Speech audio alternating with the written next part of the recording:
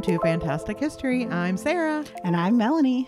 We're a pair of besties who enjoy telling each other about nonsense, silly things, and I don't know. We like to talk about vampires. You're absolutely right. So this is a very special episode because we have best friend of the podcast, Melanie, here Yay! From Massachusetts. So we're going to go ahead and add in that Neil Diamond. Beautiful. Love it. Gotta love it. All right. So, Sarah, as you know, I'm a librarian. I have heard that. Yeah, I think you've been to my library once or twice. Oh, yeah, that's a good point too. And I'm a children's librarian. I think you knew that as well. I did, yeah. Have you ever heard the name Charles Ludwig Dodgson? Is it Ludwig? Like, is it double No, Ludwig? I just don't know how to pronounce words. Either way, no, but I kind of wish it was Ludwig. I'm just right. Okay. What about Alice Little? No. It doesn't ring a bell? I got nothing. Okay. So I'm going to, I don't know if I should tell you right away. Ooh. Or start. I'll tell you about Charles. Okay. Dodgson first. Listen. All right. So Charles was born in 1832 and he had a stutter as a child. So he was kind of bullied. Oh yeah. Yep. He was the first son and the third child of 11 children. No, thank you. Mind blowing. No, thank you. It's blowing a few things. I feel like if you have 11 kids. I know, right? So he had, when he was younger, he had the mumps and he went deaf in one ear. Oh, God. He played rugby and he went to Christ Church College. And when I mentioned Christ Church in the future, because this confused me, obviously it is a religious college. Makes sense. Yeah. But I believe there's a church aspect as well. Okay. One of the agreements, like if you go there, is that you're supposed to agree to become a preacher. Oh, and yes. Great. And Charles decided he would not become a preacher because he thought it was contradictory. He was a mathematician and he taught a lot of math and he thought it would contradict, preaching as well. Right. So he had earned a Christ Church mathematics lectureship. Okay. And he stayed there for 26 years until he died. I guess he liked it. Of pneumonia. Oh, yes. Yikes. That's a bad way to go. Yeah. Okay, so Charles did not enjoy being an adult. And he could often be found, who does? That's really relatable. But he could often be found around children. He would be telling them fantastical stories to satisfy their curiosity. Okay. He was also a photographer. And he became the best children's photographer of the 19th century, or known as the best children's photographer. So he met the Little family when he was photographing the cathedral at Christ Church in 1856. Henry Little was the dean of the school. And Henry had, I want to say it was 6 kids. I'll get to that. But anyways, yeah, he had a lot of kids. And Charles became closest with the oldest son, whose name was Henry, and also the 3 oldest girls, Lorena, Edith, and Alice. And he would take them out on rowing trips. Okay. He did not take them, I want to say unsupervised. There was another adult there. Okay. On the trips. Right. But yeah, that's what they like to do. So he would take them out on trips and he would tell them stories. That's fun. Yes, it could be. We'll see. Well, all right. As long as I don't have to do the rowing, I feel like I'm up for it. A lot of the information in here was actually, a lot of it is there's no real evidence to back this up. And people assumed this and biographers assumed this. Yeah. So you'll probably hear me say, like, my next sentence is, it is widely assumed. Right. All right.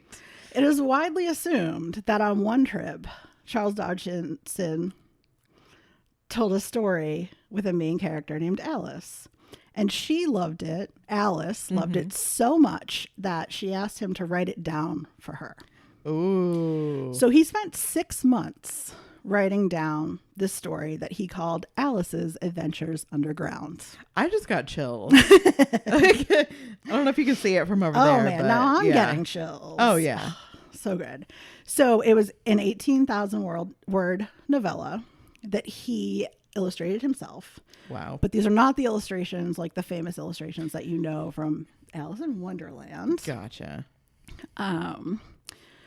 So the illustrations in what became Alice in Wonderland were by John Tensile. Okay. So just throwing that in there. Great. And I'm going to say there's no hard evidence to suggest that the story was inspired by these interactions with the Liddell family. I think it's Little family, but I want to say Liddell because it's spelled Liddell. Huh. You'll see why I think it's Little in a while. Okay, so he denied that the character was based on Alice. And he said that he'd had this character in his mind for years. And maybe it's possible that he used this character in the story because it was convenient. Many people, because like I said, he was a photographer and he photographed the Little family. Many people have said that Alice was his favorite subject. And there's no evidence to suggest this. Great. So, okay, so Dodgson had this novella that he sent to his author friend named George MacDonald, and George suggested that the manuscript was too short for publication, so Dodgson revised it to twice the length, 36,000 words. Okay, we're getting there. Yes. So his name, is Charles Dodgson, but you would know him better as Lewis Carroll. It's believed that he got that pen name, by translating his name into Latin to Carolus Ludovicius. Oh, I love that. And then translate it back to English as Carroll Lewis and flip the names and landed on Lewis Carroll. Huh. Okay. Yeah. That's interesting. It's cool when you can translate something and translate it back and it's something different. I don't remember cool is right. The early 2000s. Do you remember Babelfish? Yes. And trying to cheat on my Spanish homework by using Babelfish, and it was this is nonsense garbage. What is this? When I was in my 4th year of Spanish, I wrote an entire paper on Microsoft Word and put it into Babelfish and printed it out. I was that done. Great. With Spanish. And surprisingly, I didn't fail the paper. There were a lot of corrections. I probably got a C, but hey, that's impressive. I know. I didn't think Babelfish would do that good of a job. Right. Okay.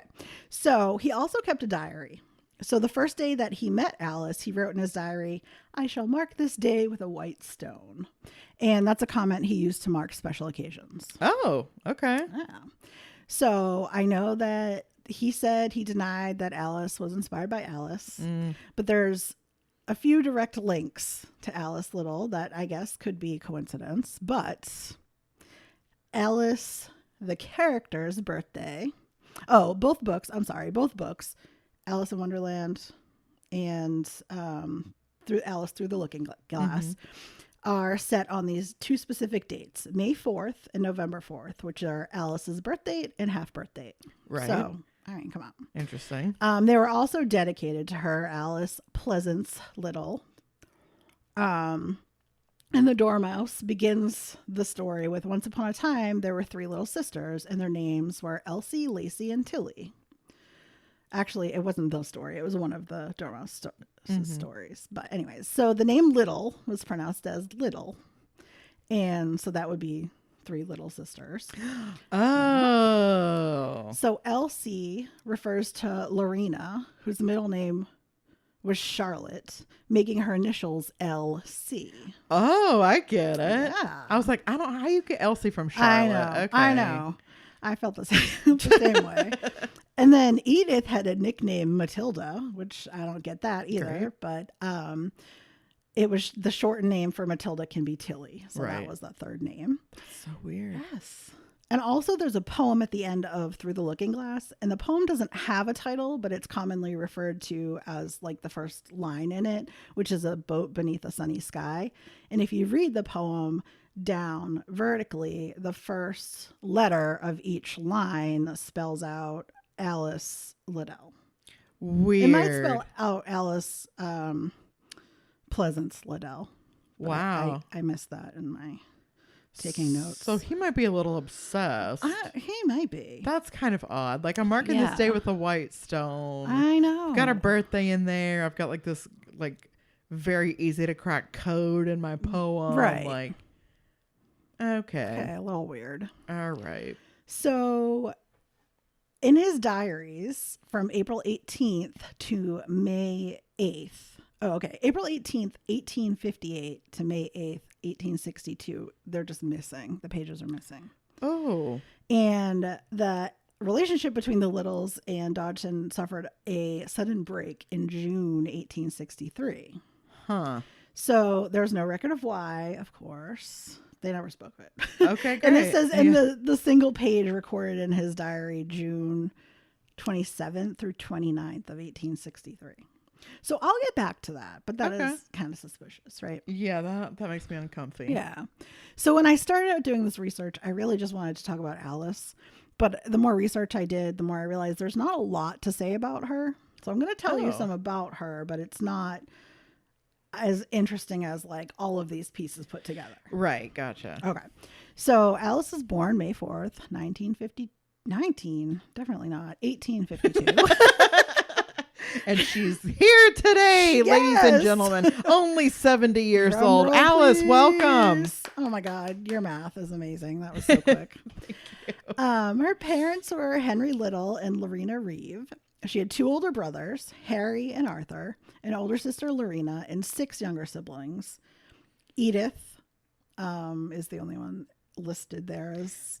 And Frederick. They probably stopped naming them at a certain point. Right. They're like, I can't do 11 names. They just all had the same name. Just point at them and say, hey, you. Yeah. I feel like that would work. We found out that my grandfather, all of his siblings had the same first name, Joseph, which I guess was common in like Catholic families. So they all went by their middle names. There's also like Middle Eastern cultures where it's normal for like the father's name to find its way into all of the children's names. Why am I not surprised? Yeah. Interesting. Okay. So she was an acquaintance of Charles Dodgson's and a subject of his photography. Mm-hmm. And when she was a little bit older, she set out on a grand tour of Europe with her sisters Lorena and Edith. Fun. There's a rumor that she was a romantic interest of Prince Leopold. Ooh. Yeah. Elegant. Yes, because he spent 4 years at Christ Church. So, but you know, there's no evidence of it. So it's just rumors. And, you know, and years later, when he had a child, his first child was named Alice. Huh. And it is possible that Alice was named because he also had a deceased sister named Alice. So, okay. I mean, I think that makes more sense. That's fair. And then a recent biographer suggested that it was actually probably Edith that Leopold was interested in. Okay. Okay, so in 1888, Alice got married to Reginald Hargreaves, who was a cricketer? He played cricket. Sure. Yeah. I have no idea. And she was 28 at this time. Okay. And they got married in Westminster Abbey. They had 3 sons. Alan Hargreaves, his middle name is like Knyveton. So like which letters are actually pronounced, I'm not sure. Right. So we'll just say Alan. Okay, great. Yeah, I'm good with that. Yeah. And then there was Leopold Reginald Rex Hargreaves. Oh, I love the name Rex. Rex is cool. Yeah. Unfortunately, they were both killed in action in World War I. Jiminy Jones. Okay. Sad. And then she had a third son named Carroll, spelled Caryl. Huh. Carroll Little Hargreaves. And he survived and had a daughter of his own. And, of course, Alice denies the name that Carroll was associated in any way with Lewis Carroll. There's a lot of denial in this whole story. Yeah. It's very interesting. Mm-hmm. But what are you going to do? But the fact that everybody's like, no, absolutely not, no way, really makes me feel like something fishy's going on. I know, right? Exactly. Like there's really something you're not wanting anybody to hear about. Right. Okay. Okay. So Reginald Hargreaves had inherited a lot of money. He was a local magistrate. He played cricket, And Alice became a noted society hostess. And she was the first president of Emery Down Women's Institute. Ooh. Which is basically just a community for women. And it was in the UK, New Zealand, and Australia. Interesting. So, yeah. So what you're telling me is Alice hosted a lot of tea parties. I believe she did. That's amazing. Yes, absolutely. I'm very happy about that. You're going to love this, but she referred to herself as Lady Hargreaves, but there was no basis for that title. That's just what she referred to herself. I do love that. You're right. Yes. Although I am genuinely a baroness, and I feel like I don't get enough respect for it. Well, I think you need to use that title out loud a lot more often. I need to like talk to HR at work, I think. Absolutely. Do you want me to talk to them for you? Yeah, like get my business cards updated and stuff. Yeah, definitely. Mm-hmm. All right. So her husband died in 1926. Okay. And she sold the original manuscript, Alice's Adventure in Underground. I typed Alice's Adventure Underland. You're so close. Wonderland. So she sold the original manuscript to pay for the cost of her house and continue leaving. One source said it was to pay for his debts, but I only saw that in one source. Right. So I don't know. Imagine how much money you could get for that today. Well, like literally Alice's copy. Seriously. Like of the first draft. Right. So in 1926, it sold for £15,400. Mm. Do you want to guess how much that would be worth roughly in dollars today? I know you can't really guess that. I know it's like the conversion rate is 1.25 right now from pounds to dollars. So I've looked that up a lot recently. But I mean, I'm sure it's in the hundreds of thousands, if not over $1 million. Very close. $967,000 in US dollars today. Yay. And it is in the British Library. Great. Which is the National Library of the UK. So we need to go there. I'm obviously totally down with that. Yes. Yeah, for sure. So she died in 1934 and she was cremated, and her ashes were buried in the graveyard of the church at St. Michael's and All Angels. I find it really strange when somebody buries cremains, especially like back in the 30s, right? Because both my grandparents were buried together in like the same plot, mm-hmm. but they were cremated, but they were buried together. I just find that like, why are we cremating instead of you know what I mean? It's like it's that tradition, I guess. Interesting. So there's a memorial plaque in her name as Mrs. Reginald Hargreaves, and you can see a picture in the monograph. And Alice's mirror can be found on display at the New Forest Heritage Center in Lyndhurst, which is a free museum that talks about the history of the New Forest National Park. Oh, that's fun. Yeah. So I'm going to do like a total change in subject now. Great. I'm so excited. Get out of here, back Alice. To the book, Alice's Adventures in Wonderland. If I told you that this book may have actually been about math, how would you feel about that? I'd be very excited about that. I love math. Awesome. So great news for me today. It is believed that when Lewis Carroll, I'm going to just refer to him as Lewis Carroll. Easier that way, yeah. When he went back to make the manuscript longer, he added a bunch of math stuff into it.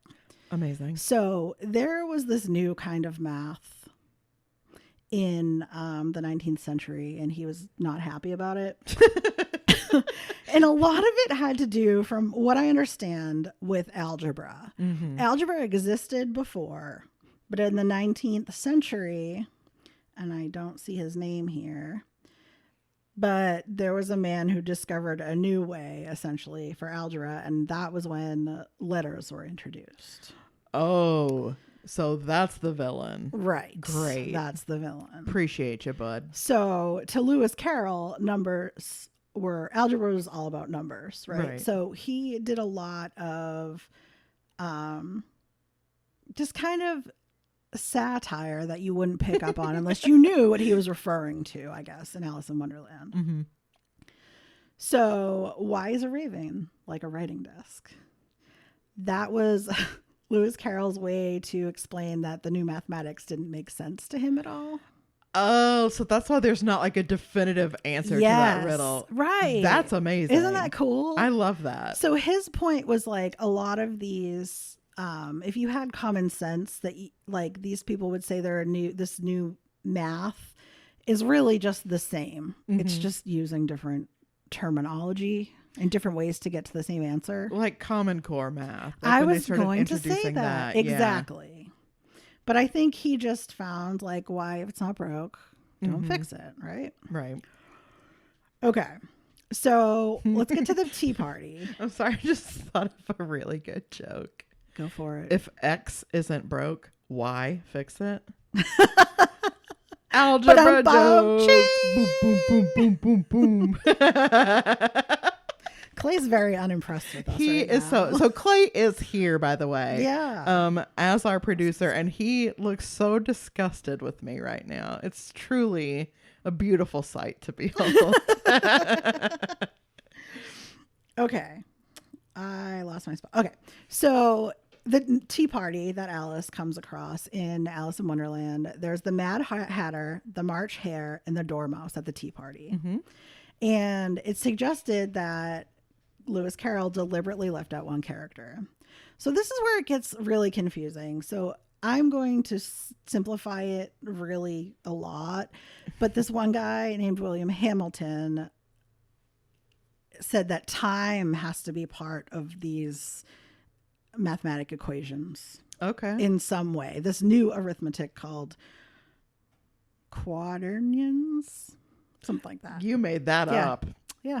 It was to deal with understanding rotations. But so I guess like rotations. So if you remember in Alice, they're going around the table at one point. Okay. Mm-hmm. He was Hamilton was trying to understand arithmetic in physical terms. Mm-hmm. So the four terms that he said that were involved, where did they go? Well, one of the terms is time, and time is absent from this chapter. So he said if you take time out of these rotations, then the numbers would just keep going around in a circle. They won't go anywhere, just like the characters rotating around and around the Tea Party and around the table. Okay. And then Hatter and the Hare tried to squeeze the Dormouse into the teapot. And they're trying to get away from this complexity, is what Carroll's saying. Oh. And throw away the parameters. Mm-hmm. And so they can resume life as normal. And then they'll go back to the old familiar geometry that they've had since Euclid, thank you, for 2,000 years. That must be a math guy. Euclid, yeah. I thought so. So those were some examples of how math is in Alice in Wonderland, but that's really strange. Yes. Well, that's like in Wizard of Oz, how like if you know a lot about the politics of 1890, it's very clearly a political satire. I know nothing about the politics of 1890. Here's the thing. It's not interesting. So okay. I'd rather just, take it for what it is. Right. But apparently it was a laugh riot back at the time. Okay. So let's get back to Lewis Carroll for a minute. Great. Okay. So I meant to say this at the beginning, but I have a content warning for potential suspected child grooming and pedophilia. Yeah. So there's no hard evidence. Oh, is there not? Is there not? No hard evidence that confirms this, but it was commonly believed that he was grooming Alice. Well, if we had those 3 missing years from the diary, there might be hard evidence. So there are biographies and websites online that suggest that actually Lewis Carroll, so there are a lot of biographies that suggest, I know I'm repeating myself, but that he was a groomer and a pedophile. Mm-hmm. But there are newer biographies and websites online that suggest that the early biographers took everything they learned about him at face value and didn't look into anything deeper. Right. And that's where they came up with these things about him being a child groomer and a pedophile. And it's believed that they possibly intentionally was trying to make him sound like a pedophile. Great. Yeah. That's fine. Yes. That's, you know what? Right. No big deal. That's not terrible. Right.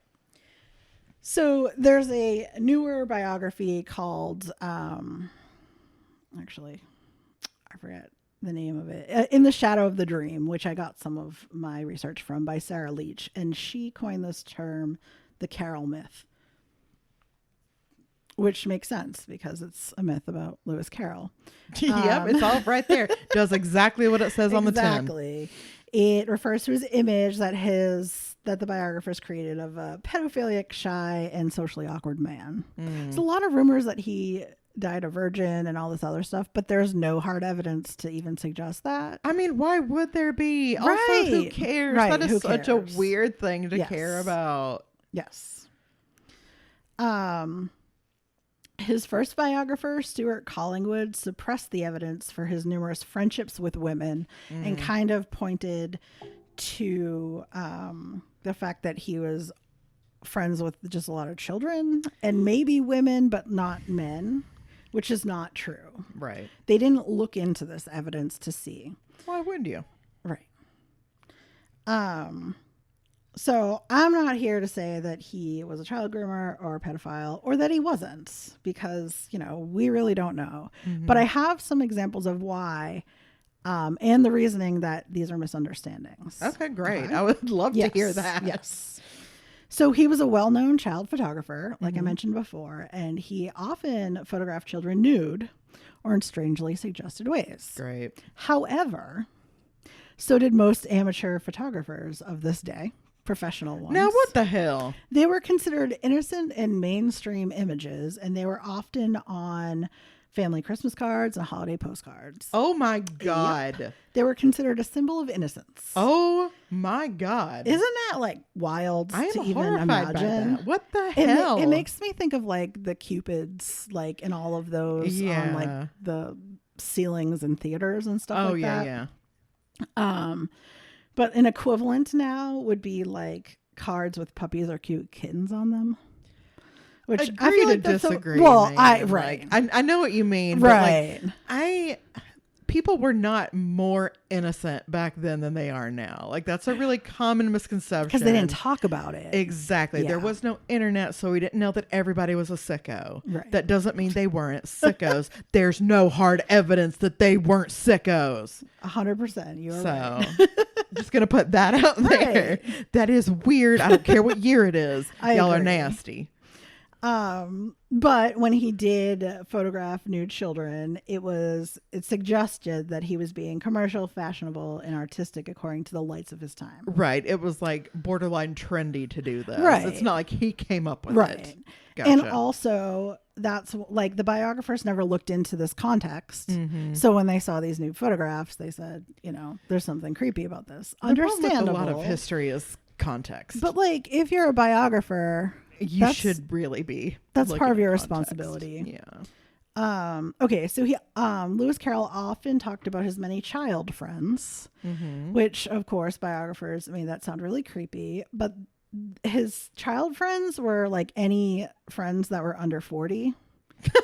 So I really respect that. Yeah. You're my child friend. Yeah. Aww. Yeah. Child friends. Yes. I had a child friend play date yesterday. That was great. We totally did. It was great. So Carolyn Leach, who wrote the newer biography, suggests that the early biographers just took that term and, again, did no research. They assumed he was talking about children under 18. Yes. Cool. I know. So some early biographers, suggested that maybe he wanted to marry Alice when she was 11 years old. And that was the reason that there was a family break in 1863. Gotcha. Yeah. But there's a biographer that suggests that Alice's parents expected a better match for her. Yeah, I can see that. Yeah. He just takes weird nudes all day. Right. I can see that. Right. Well, this is another place where context is important, because we're talking about the 1800s. An 11-year-old child bride is absolutely horrifying and unimaginable. Right. But at that time, 14-year-old girls, if you have your period, you're old enough to get married. Even though that's disgusting and horrible, that doesn't mean it wasn't normal at the time. Right. And that's actually my next point. It was kind of common in Victorian England. There was a man, John Ruskin, who fell in love with a 12-year-old girl. And Dodgson's younger brother, Lewis Carroll's younger brother, sought out to marry a 14-year-old, but he postponed the wedding for 6 years. Great. So he fell in love with her, but waited until she was 20. I respect him. Yeah. I do. All right. So do you remember those missing pages in the diary? Oh, yeah. I haven't stopped thinking about them, actually. Me either. So in 1996, Carolyn Leach found what became known as the cut pages in the diary, which was a note that was supposedly written by Lewis Carroll's niece, Violet Dodgson, summarizing the missing pages from June 27th through 29th of 1863. How does she know what they said? So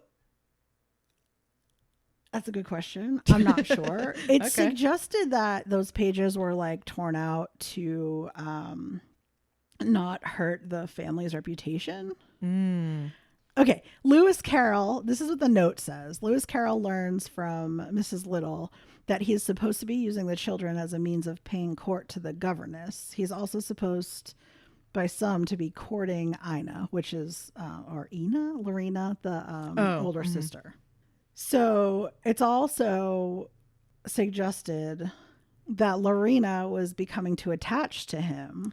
Oh. And not the other way around. Mm-hmm. And that may have also been what was in the notes, or why the diary entries were basically censored. Because he's writing about how cuckoo she is and how it's weird. Right.